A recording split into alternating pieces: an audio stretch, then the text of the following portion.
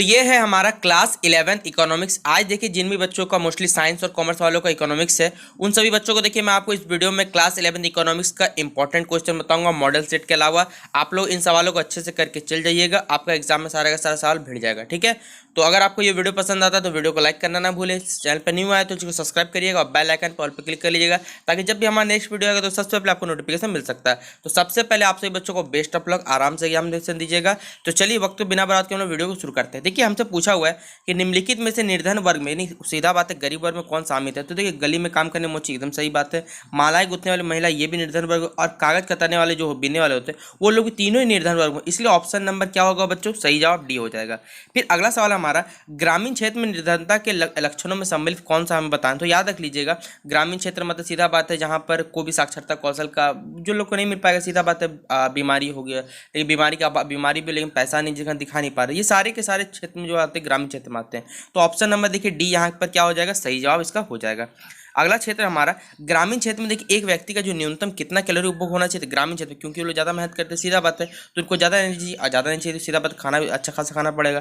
तो यहाँ पर 2300 कैलोरी लगभग आंसर होता है। ठीक है, तो ऑप्शन नंबर बी हो जाएगा सही जवाब। देखिए शहरी क्षेत्र में सीधा बात है कामकाज लोगों को क्या रहता है, मोस्टली ऑफिस में रहता है, लेकिन ग्रामीण क्षेत्र में क्या रहता है, लोगों ज़्यादा रहता है, इसलिए उनको ज़्यादा कैलोरी चाहिए, लेकिन शहरी लोग को 2100 कैलोरी चाहिए। ठीक है, अगला सवाल है हमारा, भारत में योजना आयोग के आंकड़ों के अनुसार, ठीक है, वर्ष 1999 से 2000 निर्धनता भारत में जो अनुपात था वो याद रखिए कितना था, 26%, 26%।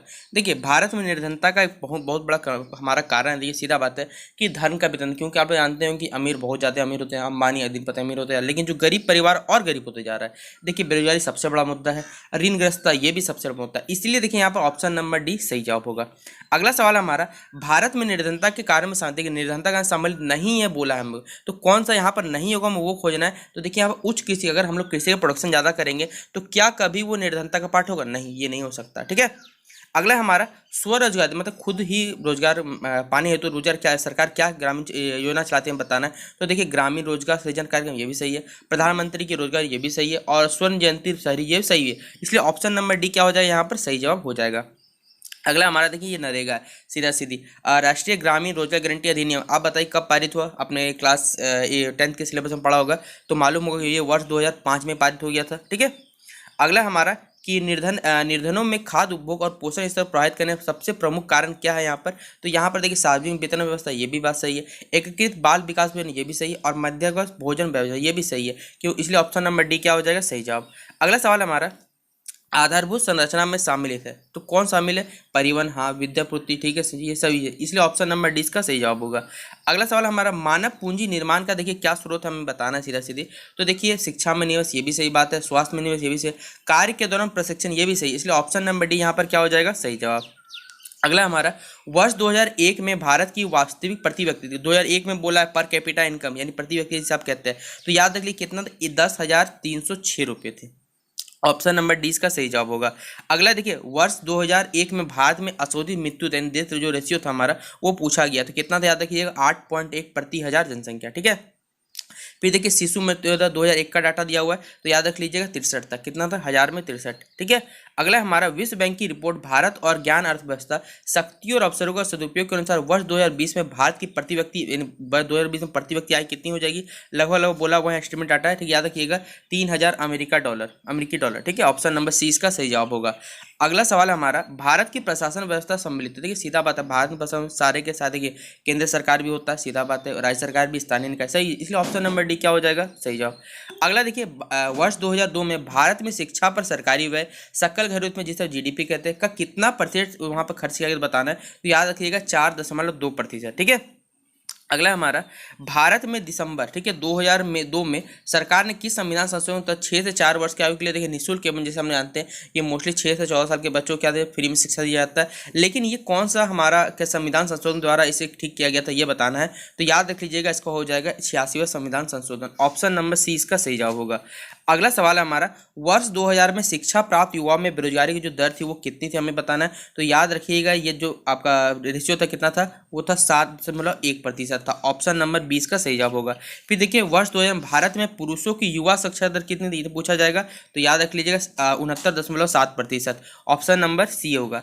फिर मानव विकास के मानव संसाधनों विकास का मुख्य एक घटक बताना है आपको। तो देखिए यहाँ पर साक्षरता, स्वास्थ्य, आधुनिक संसाधन, ये सभी के सभी सही है, इसलिए ऑप्शन नंबर डी का सही जवाब होगा। अगला है 1990 के दशक में कृषि का जो बढ़ा था, क्योंकि हम लोग भारत में क्या है ग्रीन रेवोल्यूशन चल रहा था जिसे आप हरित क्रांति भी कहते हैं, तो कितना समृद्धि हो चुका था ये हम बताना है। तो 2.3% सही जवाब होगा। फिर कृषि आ गया, तो मतलब कृषि कौन सी यूज करते हैं हम लोग, तो देखिए बीज भी है, रासायनिक उर्वरक सही बात है, कृषि औजार सही है, इसलिए ऑप्शन नंबर डी इसका सही जवाब होगा। अगला सवाल हमारा, ग्रामीण क्षेत्रों में कृषकों को साख की आवश्यकता, आपने नाम सुना होगा साख एक ठीक है, उसके क्यों आवश्यकता पड़ती है लोगों को, ये हमें बताना है। तो देखिए कृषि आ गया तो ये भी सही है, पारिवारिक खर्च निर्वाह एवं गैर कृषि कार्य तो ये भी सही है, भूमि सुधार है तो ये भी सही, इसलिए ऑप्शन नंबर डी देखिए उपयुक्त सभी सही होगा। फिर राष्ट्रीय कृषि और ग्रामीण विकास जो हमारा नाबार्ड इसे कहते हैं, की स्थापना देखिए किस वर्ष की गई थी, याद रख लीजिएगा वर्ष 1982 में इसकी स्थापना की गई थी। ठीक है, अगला सवाल हमारा हरित क्रांति। देखिए हरित क्रांति का संबंध सीधा सीधी कृषि से, याद रखिएगा, क्योंकि ये ग्रीन रेवोल्यूशन पेड़ पौधे प्रोडक्शन करना है तो किससे होगा, कृषि से होगा। ठीक है, अगला सवाल हमारा, ग्रामीण बैंकों की संस्थागत संरचना में शामिल है, व्यापारिक है, क्षेत्रीय है, सहकारिता भूमि, तो या फिर ऑप्शन नंबर। तो देखिए सारे के सारे क्या ग्रामीण क्षेत्रों को डेवलप करने के काम आते हैं, इसलिए ऑप्शन नंबर क्या हो जाएगा, इसका डी सही जवाब हो जाएगा। 28 का डी टिक कर लीजिएगा सही जवाब। ठीक है, अगला सवाल हमारा, कृषि विपणन में सुधार करने हेतु सरकारी उपायों में सम्मिलित है बाजारों को नियमन करना, आधारिक संरचना विकास करना, सहकारी विपणन करना या फिर उपयुक्त सभी। तो देखिए यहाँ पर ऑप्शन नंबर डी क्या हो जाएगा, इसका सही जवाब। अगला सवाल है हमारा, कृषि शाख के गैर संस्थागत स्वरूपों में सम्मिलित बोला, देखिए गैर बोला, याद रखिएगा। ठीक है, तो साहूकार से लोना ये भी है, ग्रामीण व्यापार ये भी सही है, अमीर किसान एवं संबंध ये भी सही, इसलिए ऑप्शन नंबर डी यहाँ पर 30 का डी सही जवाब होगा। अगला सवाल हमारा, देखिए सकल घरेलू जिसे हम जीडीपी कहते हैं, ग्रॉस डोमेस्टिक प्रोडक्ट, ये होता क्या है अगर आपको पूछा जाएगा, तो एक साल में देखिए हम लोग जो भी वस्तु मतलब उत्पादित करते हैं उनमें देखिए वस्तु और सेवाओं का जो मौद्रिक मूल्य होता है उसे हम लोग जीडीपी का टर्म कहते हैं, इसलिए ऑप्शन नंबर सी इसका सही जवाब होगा। अगला सवाल हमारा, वर्ष 1999 से 2000 में देश की कुल श्रम शक्ति का आकार अथवा श्रमिक जनसंख्या का जो अनुपात था वो क्या था हमें बताना है। तो याद रख लीजिएगा 39.5% था। ऑप्शन नंबर क्या हो जाएगा, बी इसका सही जवाब होगा। अब हम लोग अगला सवाल देख लेते हैं। देखिए वर्ष 1999 से 2000 में देश में ग्रामीण क्षेत्र का जो श्रमिक जनसंख्या अनुपात था वो कितना था, तो याद रखिएगा 49.3% था। 33 का सी सही जवाब होगा। फिर अगला सवाल है कि देश के दूसरे खेतों पर अनियमित रूप से कार्य करे मजदूर को शामिल किस खेत में किया जाता है। देखिए खुद का खेत दूसरे खेत में काम कर रहा है तो सीधा बात है कि वो क्या हो जाए, अनियमित मजदूर वाले श्रमिक वर्ग में आ जाता है, तो 34 का बी सही जवाब होगा। अगला सवाल है हमारा, भारत में सर्वाधिक श्रमिक वर्ग किस वर्ग से, श्रमिक वर्ग बोला है तो किस क्षेत्र में आता है, याद रख लीजिएगा ये बोला स्वनियोजित श्रमिक वर्ग में आता है। 35 का ए।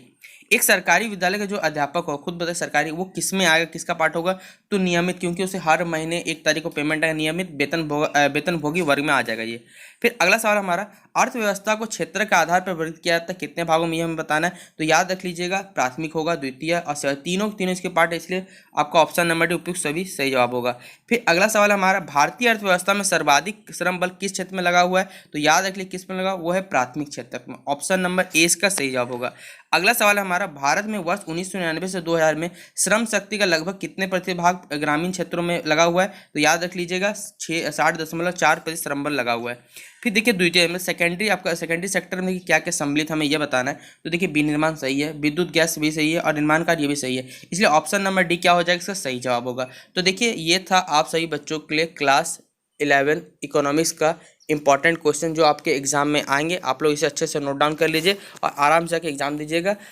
फिलहाल आप सभी बच्चों को बेस्ट ऑफ लक। आशा करता हूँ वीडियो पसंद आया होगा। वीडियो पसंद आया तो वीडियो को अपने दोस्तों को शेयर करना ना भूलें। ठीक है।